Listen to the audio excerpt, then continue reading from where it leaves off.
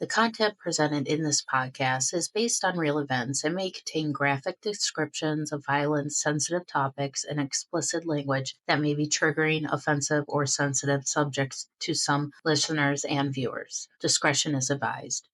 The purpose of this podcast is to explore and discuss true crime cases for entertainment and educational purposes only. This podcast does not intend to glorify or sensationalize crime, but rather aims to analyze and understand the complexities of human behavior and the criminal justice system. We encourage listeners to approach this content with empathy, critical thinking, and respect for the victims and their families.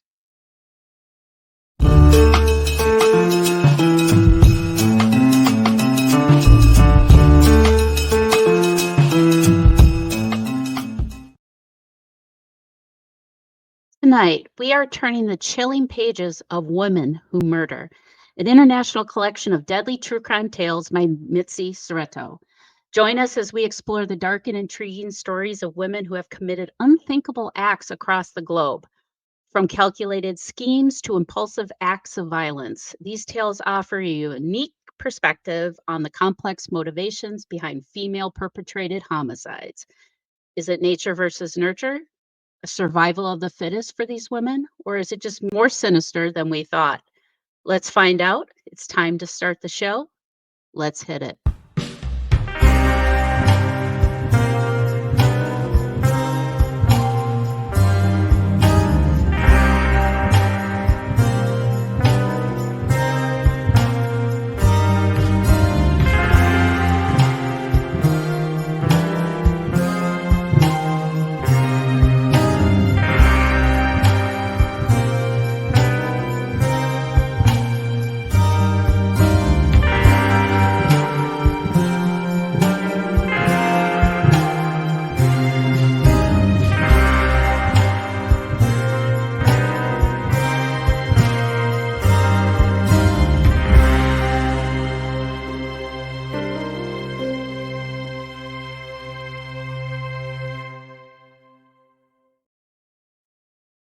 Good evening and welcome to another episode of Mysteries, Mayhem, and Merlot.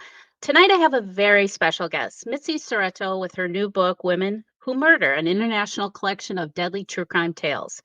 Mitzi is an American-British author and a short story writer, and her latest book's the best in new true crime stories series, numbering 7 volumes, and a contribution from the anthology Getting Even Revenge Stories received from the Crime Writers Association short story dagger. Highly commended. Mitzi edited the first erotic fiction anthology to include a fellow of the Royal Society of Literature. She's also appeared on TV and radio and has been at many literature festivals around the world. Welcome to the show, Mitzi. Thank you, and cheers. Yes, cheers. We got to have our wine when we're doing true crime, right? Yeah, well, yes, I thought of this at the last minute. I thought, hang on, this has got the Merlot. You have to get some.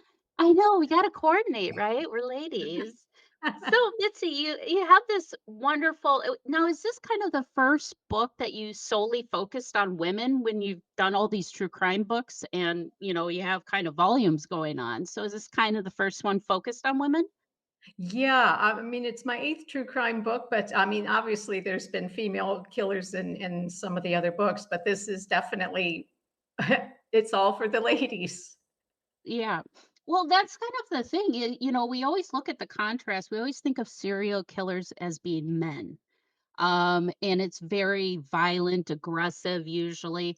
But with women, are we just more cunning and sly about it? Or like we're not as brutal, although there are cases of serial killer that are women that are kind of brutal in their attacks, like Eileen Warros. And there's actually one we're going to talk about tonight here, which we can actually go right into it. Joanna Dennehy. Um, I looked her up because I was so unfamiliar, but this didn't happen that long ago. Was about I think in 2016, I believe it was. Yeah, Um, about 10 years ago. Yeah. yeah, but like looking through her story, I was kind of blown back of how masculine the way she approached on killing. Can you give us a little insight because it's over across the pond over in London, and I'm not from there. Like I said, we don't really hear about crime from there. It's always vice versa. They hear about our garbage, but we don't get the bad stuff coming from the UK. So, can you guys give us a little backstory on her? Yeah, well, actually, so it wasn't London specific. It was southeast. It was Peterborough, around that area, which is sort of northeast, but northeast of London, rather, not northeast England. And she's definitely an anomaly for female killers because she's very much she's got that serial killer vibe going on, that mentality, that pleasure that's derived from killing. I mean, she essentially killed because she just enjoyed it. She was a serial stabber, and she just liked to do it. I mean, there was like no justification for anything. There's many stories in the book that you could kind of understand how someone got to that point, but in her case, there is no justification. This was just fun for her, entertainment. Yeah, and I read an article, they interviewed her mother, and there was a couple quotes that I wanna read, because I was kinda blown back as being a mother myself, and, it's Mother's Day weekend here. She stabbed 3 men. She said that she just did it for kicks. I mean, Yeah. she's almost like a female Joker. She's very chaos and anarchy, just not there's no she has no filter, no moral guidance, nothing. I mean, she's just pure evil and going through with what she was saying. But yeah, her mother, they interviewed her and they said that, she's like, I don't understand. She was a very sensitive child. She came from a loving home. She said even if she were to step on a worm on a sidewalk, she would be so upset because she was worried that the worm was gonna die. So I'm trying her mother doesn't even know where she took this left turn. She ran away from home when she was 16, and her mother hasn't really seen her since, and when her mom found out, her mom was like, "That's not my daughter anymore. She needs to stay behind bars. I don't know her anymore." And she just washed her hands of her and and I was like, "Wow." Normally you don't see that, but, is there a little bit more insight? Because it was just an article. Did you see any, like, news, or interviews or something with her mother that, you were kind of shocked of hearing what came out of her mouth about her own daughter? Um, you know, you have to say that's a pretty extreme case, but I could understand a parent who is just basically going to divorce themselves of their child. I think there is no coming back from it, and it's tragic. I mean, God, Yeah. I feel bad that somebody's actually this woman's mother, and you have to live with that for the rest of your life. But Joanna was, she had substance abuse problems, which you know you can't really necessarily say that's what caused all this because there's plenty of people with substance abuse problems and they don't go out serial stabbing for kicks. Mhm. Um, but she pretty much was on her own from her teens. She got pregnant at an early age. She actually had, I believe, a couple of kids, and she just wasn't particularly bothered about being a mother. It just, I guess it just was something that happened to her, and she wasn't really that interested. But she was, she enjoyed her drugs and all of that, and drink, and hung around with people that likewise shared those interests. And some of those people ended up becoming her victims. Um, in this specific case, I mean, the 3 people that she actually murdered, she knew, but then there were also 2 people she attempted to murder and she did want to kill them because it was fun. Those were random people, so that's rather interesting that she started with people that she was involved with. One of whom she had a sexual relationship with. Oh, yeah, it's like what triggered her to just start going on a killing spree. It's like, was it the drugs? Because I do know that there are people, depending on what kind of drugs. I mean, there's paranoia, there's hallucinations. It's like, but it's almost like she kind of accepted her own. addicted psyche as her own personality now. And she's like, this is just who I am now. Deal with it. And she's just killing Yeah. everybody. And oh my gosh, being a parent, I would have to divorce myself from that because it reflects on you as a parent. Because no matter what, if there's a child or a young adult that does something like this, they always look at what happened. How did the parents abuse this child? What's going on? So they always look at the parents. Where did they screw up? And sometimes they don't. Just Yeah. she must have just started hanging out with the wrong crowd and just completely wanted to throw her life away. And that's exactly what she did because now she's in prison. And one of the latest articles that I found hilarious is that she was putting in a petition because the prison was violating her human rights as a prisoner. And I'm like, lady, you kind of gave that up when you decided to stab and go on a killing spree and take people's lives. So you're fine. You just Yeah. sit in jail. Um, Well, you hear about that a lot, and a lot of it is depending on the justice system. I was actually shocked. I don't know if this is the case in the I guess it is in the U.S. where people can get married, but she actually mhm. petitioned to get married to her cellmate, her female cellmate, who initially they had a sort of a suicide pact thing that failed, and then the prison approved that they would get married. It didn't happen because the cellmate ended up getting released. But I'm just kind of thinking, you're a serial killer. You've got a whole life order, which in the UK means that you're in there for life, and there is no chance in hell that you will ever be paroled, and that's not given out lightly. They gave it to Rose West, Myra Hindley, Lucy Letby, who's the serial killing nurse that's been in the news more recently. So you kind of wonder, like, um, should you really be letting these people plan their nuptials when they've committed No, these kind of crimes? I know, it's so bizarre to me. I mean, she just reeks of entitlement. Yeah. She's a spoiled, entitled kid who she's not mature enough to obviously make any type of moralistic decisions. But Yeah. it's No. yeah, it's weird to see that in prison, having these. Well, yeah, you can get married or conjugal visits and things like that. It's like, no, you're in jail for a reason. Deal with it. Yeah, So, well, um, especially this kind of thing. I mean, this isn't like some guy who, maybe robbed the convenience store and, because he was down on his luck. I mean, this is pretty extreme stuff. yeah, she just needs to be locked in a padded room around nobody. She just no human contact with her Well, whatsoever. she's apparently still pretty active with, like, letter writing and cultivating male acquaintances. And, you hear about this before, that you still wonder, like, who in their right mind wants to correspond with this person in a sort of a romantic way or friendly way? I Why? can't wrap my head around it. I just Unless you're can't. writing a book about them, I don't get it. Right? That would be the only reason why I would wanna contact a serial killer because I sure as heck don't wanna have small talk. We got to take a quick break, but when we come back, we're going to talk about a case that I'm very familiar with, but being a mother, I still cannot wrap my head around it. There will be that and more right here on Mysteries, Mayhem, and Merlot.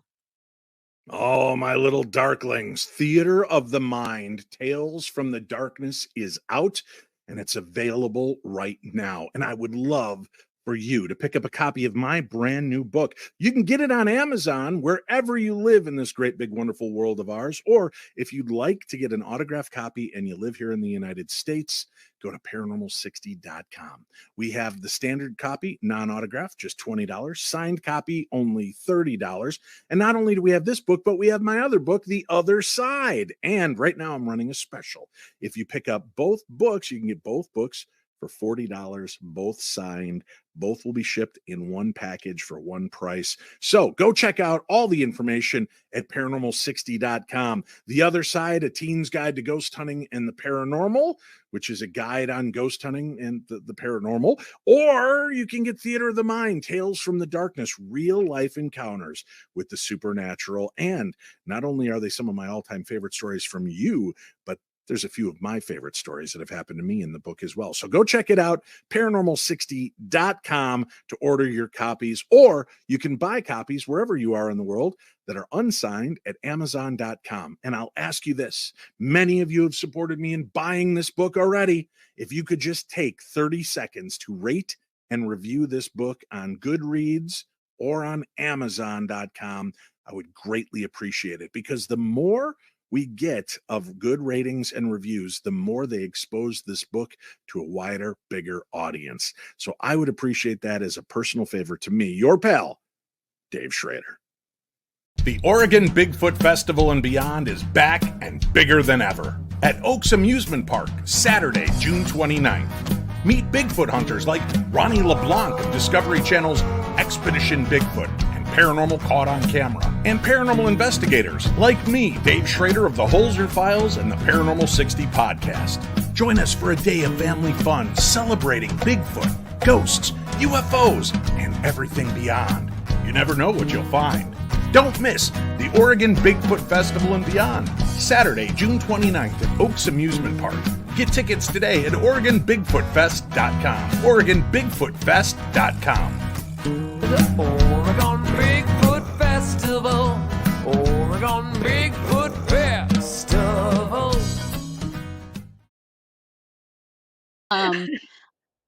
But now, one case, and the reason why I wanted to pick this case, because I'm very familiar with it, and we just kind of referred to it last week when we had the interview with Richard Estep about his book. But the Susan Smith case, that one was probably the first case that I remember as a kid,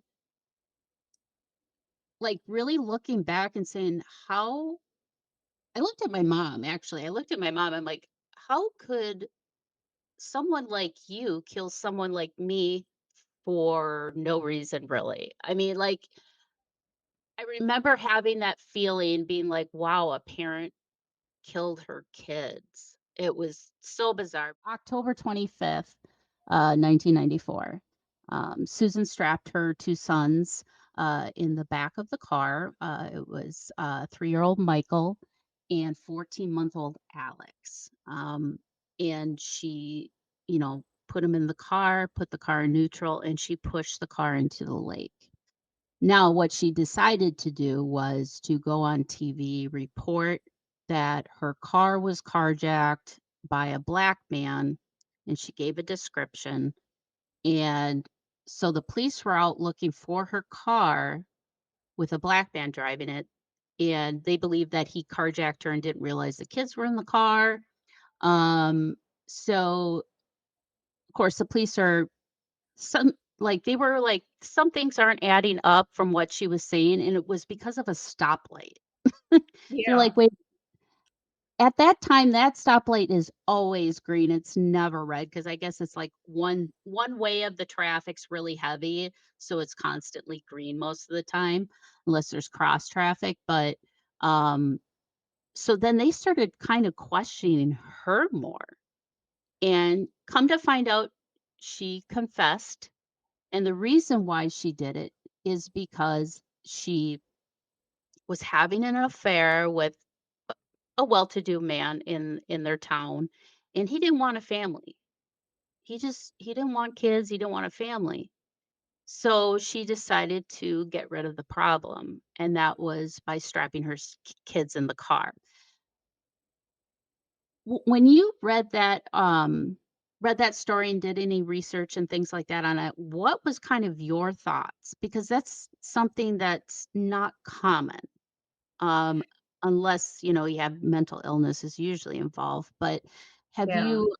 did you find anything in this case that stood out to you that you were kind of blown back by? Like, wow, I couldn't think a woman could do that. You know what I mean?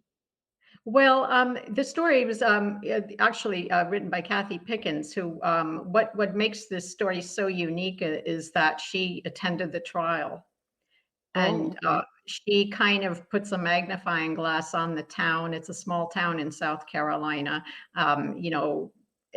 This is not something that is a common occurrence, and so she aside from dealing with the trial and all the details of the crime, she's dealing with how it's affecting the community and the, in the news media. But in Susan's case, there's questions there. I mean, on the surface, yes, it looks like this was because she kind of wanted to get with this guy. I mean, apparently he sent her a Dear John or a Dear Jane letter that, kind of cutting it off, and she wanted to have her little, fairy tale happen. But there's evidence that indicate that she may have intended to do this as a suicide with her kids. I mean, she was driving around with like her wedding photos in the car and things like that. I mean, odd things like that. So, I mean, it's sort of questionable if she was calculated setting out to kill these kids because they were in the way, or perhaps she, like I said, was intending to go into the lake with them and then chickened out or changed her mind or whatever the case is. So I don't think it's as black and white as all that. I mean, there's been so much written about the case and books written about the case, but I think it's one of those things we'll never quite know the answers to. But her background, though, I mean, it was a very damaged background. Her father committed suicide, and her stepfather began sexually molesting her from the age of 15. And he was an upstanding member of the Christian Coalition, which really, yeah. And so, she was very damaged. The people who spoke to her, the police, the investigators that were just trying to get some proper information out of her. She was just a highly damaged person, a very sort of a vulnerable person. So I don't know if there's really an answer to it. Yeah, and I just read a news article. She is up for parole this November, Mm, 2024. And, she is pleading with the parole board, to let her go. She says that she's not the monster that people think she is.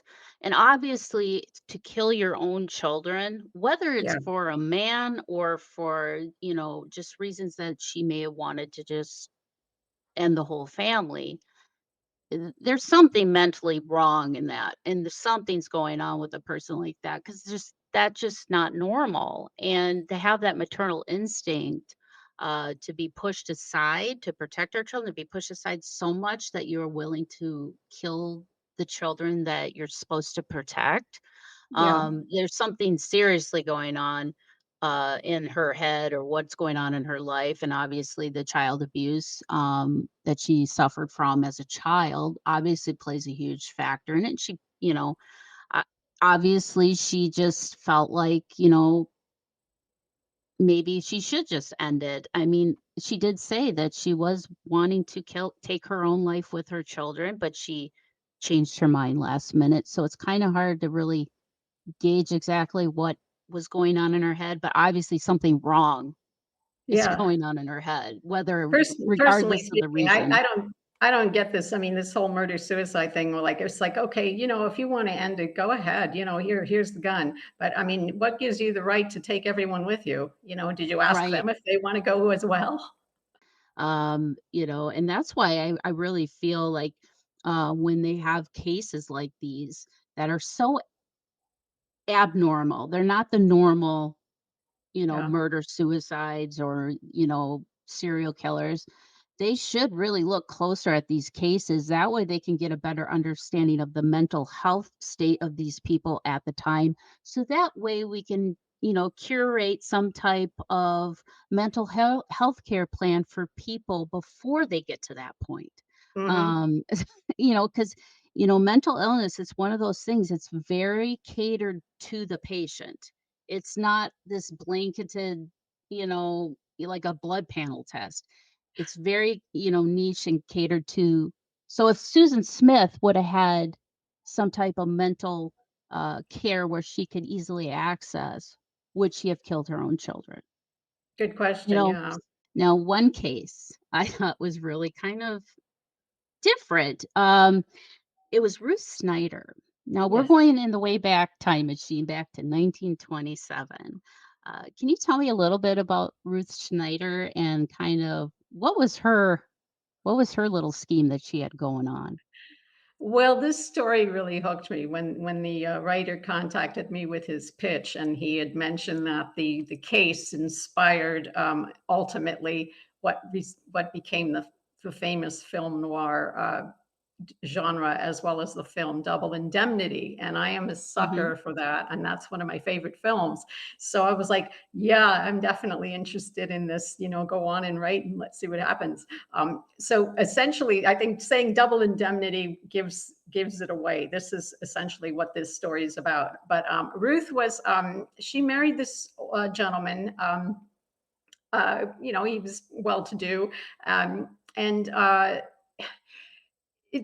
the marriage didn't go well. As soon as they got married, he couldn't be bothered with sort of, you know, whining and dining kind of thing. He just didn't really want to, be much of a husband. He was not a very nice man. He drank enough to the point that it was not good. When they had a child, it was a little girl. He was not happy about that, and so he was emotionally abusive to both, to Ruth and to the child. He harbored a love for someone who had died, and that speculated that this could be it, that nobody ever quite measured up. And so perhaps in a way he resented the woman he married because it wasn't this woman he truly loved that died. But anyways, so Ruth is, she's obviously, it's not a great marriage, and she meets this young gentleman, and they start an affair, and they get more and more involved, and she's telling him about the abuse that she suffers at Albert, her husband's hands, and they hatch a plan that perhaps we need to get rid of Albert. And it ultimately results in these insurance policies that Ruth has taken out. And like the film Double Indemnity, the insurance salesman fiddles a bit because one of the insurance policies is what double indemnity is. If something happens, regardless of however you die, you get double the amount. So this is like a great incentive to cash in if Albert snuffs it. So yeah, there's some fiddling going on with the insurance. So there were some false insurance policies that were put through. So Ruth and her lover Judd hatch a plan about, staging this so-called home robbery, and poor old Albert's going to be a victim of the robbery gone wrong.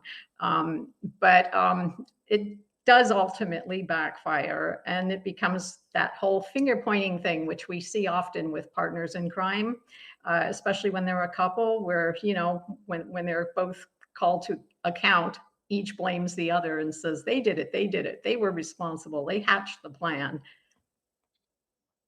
Yeah, I think immediately, like when she got when the police started questioning her, she gave up her lover. She's just like, he did it. she Yeah, she so much wasn't for the wasting big no love. time. Yeah. Yeah. But Well, then like he did the same. He did the same. But what's really fun about this case, if you can use the word fun, is to kind of shine that light on it from the perspective of the era in which this took place, and Mhm. how the public's reaction was to both of them.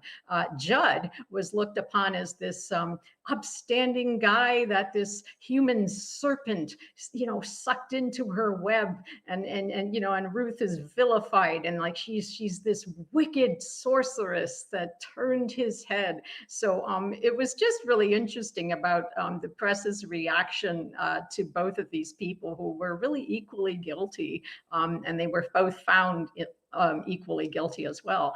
But the sexism was just outrageous. Right. Yeah, I know. And you want to know what, too? I mean, like, if she would have just said, hey, I just want to divorce Albert, do you think she would have walked away with anything? Well, No. that's the thing. She Like probably we wouldn't. Yeah. yeah, you would be like, "Oh, no, if you wanna divorce your husband, that's your problem, you deal with it, you don't get his money."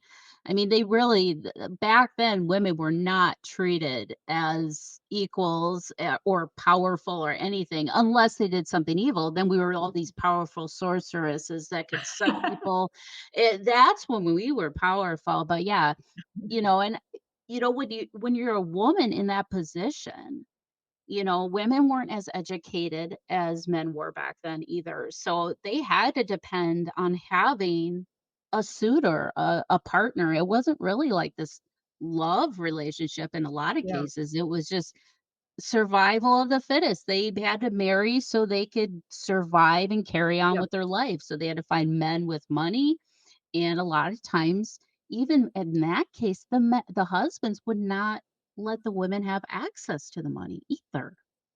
Yeah. So it's you kind of put these women in positions like this where the only way they can get out of this horrible situation is to kill their way out. And but one thing that was really interesting about Ruth was that uh she was killed, she was put to death by an electric chair, which was kind of not very common. Yeah. Usually with women, they'd hang them or things like that. But she was put to death by the electric chair. And there was this photographer who snuck a camera in under his pant leg and Yeah. actually got a photo of her in the electric chair, and the first, headline news on the paper was a picture of her in the electric chair, and it just said "dead" with an exclamation mark above, the headline there. So, it just Yeah. kinda shows you, kinda how they felt about women.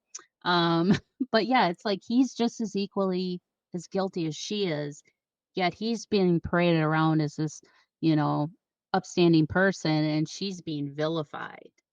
Yeah, there was I There mean, people were joyous when she was electrocuted, and, I think if I'm correct, there hadn't been a woman electrocuted for 30 years, and then Ruth was the next one, but, Mhm. if you've looked up the photo, 'cause, the photo, obviously, when you have a a camera strapped to your shin, it's not gonna be the greatest photo, and they had to retouch it, and it's just, because it was blurred, so it Mhm. ended up looking more like a painting than a photo. But if you look at it, there's just something so horrible. The image is just, you just shudder to see this image.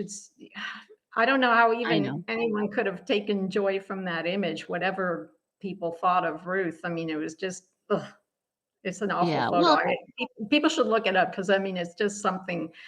Yeah, it's amazing. yeah, and see, now, that's a clear-cut case of how the media can manipulate a suspect or a crime or an investigation on a case because nobody listened to her side of it. And, she's telling people, "Look, this is a situation I was in, and he wanted to have a life with me, or lover, and we hatched this together. Apparently, she still says, I think she still said that she was innocent, right? Or did she end up? There was kind of like conflicting things I was reading about, but Yeah, if yeah, she, there was a lot of conflicting stuff. I mean, even about how the actual killing took place and yeah, but I mean, basically even though Judd was found equally guilty and he ended up going to the chair right after she did, um Mhm. I think people still thought of her as the killer. He was Oh, sort of for an sure. incidental character almost in people's minds. Well, yeah, because he was put to death the same day in the Yeah. electric Few chair, minutes but he later, I wasn't believe, on. just as soon as they took her dead body out of the chair, they stuck him in there. So, I mean, that's just so I awful. know, but he wasn't on the front page, it was her, and that's Exactly. probably why the public had such, this, thought of her being this evil, conniving woman that is, seducing men to do her dirty deeds. And, that could not have been the case at all. But that's how they painted her. So that's how they looked at her. So they put her on the front page with the dead across the top, an exclamation, basically saying, like, ding dong, the witch is dead, you know? Yes, yes. That's And exactly it's what it was sad. like. Yeah. Yeah, it is sad. So, now we kind of come to the conclusion of this. What are kind of some insights that you thought interesting that you didn't know before going into focusing on serial killers and women? Is there something that you had no idea that it would even cross your mind until you actually saw it in black and white and you were kind of like, wow, I didn't even think of that? I didn't really have any preconceived notions because, as I said, I've run into cases in past books. But I think with this particular book, I think the variety of crimes and the variety of motivations was fascinating to me, and I think that's also what's fascinating to readers as well. But I didn't specifically. I don't think I actually had any lights go off, like something I didn't realize. I mean, it's just amazing the amount of reasons that people kill and women kill, and then there's always this assumption that women are somehow different. But I don't know. I mean, everyone's a human being. I don't know why we should think a brain is different in a female head than in a man's head. For whatever drives you to kill. We're just a lot cleaner when we do it. We're not as Very sloppy. tidy, yes. Yeah, we Yes, clean up right. afterwards.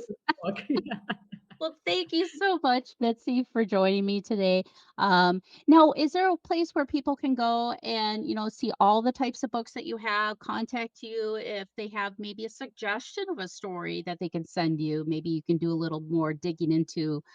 Is there a place that people can go and find you?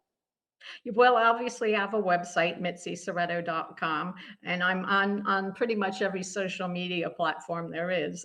Twitter, X, now known as X, Facebook, TikTok, YouTube, Instagram, Blue Sky, Threads, Spoutable, Mastodon. I don't know if I've left anything out. There's too many, right? We need a Well, yeah, I know every spreadsheet of time there's a new one, everything. I'm like, I better sign up for that one too. I know. You do. You need a spreadsheet for all your social media and for all I your know. streaming channels and It's a stuff like full-time that. It's job. I just don't know how I even get time for a book to be done, right. How did you write this book, Mitzi? Well, thank you so much. And I will have a link to your website on the program guide, along with a link for your book.